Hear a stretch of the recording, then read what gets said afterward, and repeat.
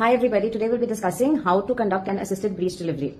Now once all the prerequisites are fulfilled, the patient is in the second stage of labor, and as we say crowning for cephalic presentation, here when we see the breech without separating the labia, it is called as the breech is climbing the perineum. So the word used here is climbing rather than crowning.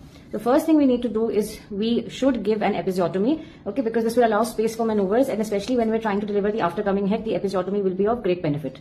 We bring her to the edge of the table and encourage her to bear down, and gradually the fetus will start descending down. Now, the first problem that can be encountered is that the legs may not come out by themselves. Many times they do, but especially in extended breech or frank breech, the legs may not come out. So here what can be done is two fingers can be inserted along the side, and on the popliteal fossa we give slight pressure. What does that do? The baby will then flex its leg and we can gradually deliver the leg. Similarly on the other side, this is called as Pinard's maneuver. We give flexion on the popliteal fossa and then we grab the foot and bring it out.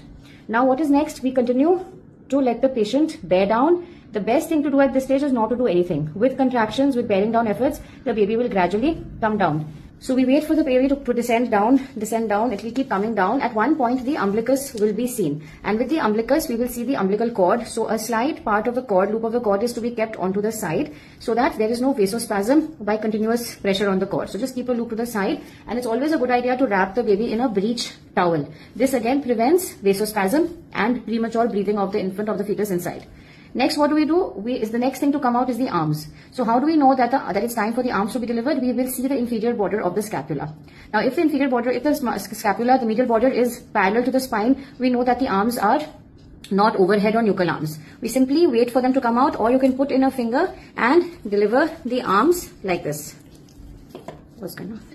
So we deliver the arm by putting in a finger like this, and similarly on the other side, we can deliver the arm here like this.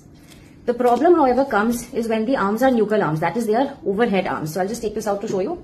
The problem comes when the arms are at the back of the head or up like this. This is when the arms may be difficult. So in such a scenario, I'll show it to you outside. What we do is we rotate the baby, and we don't hold the baby like this, because holding the baby abdominally leads to a lot of abdominal trauma. So we hold the baby like this. Always hold the baby like this, the thumb on the sacral promontory and the fingers on the inguinal region anteriorly. Okay, never try to hold the abdomen the baby with the abdomen, because it can lead to injuries.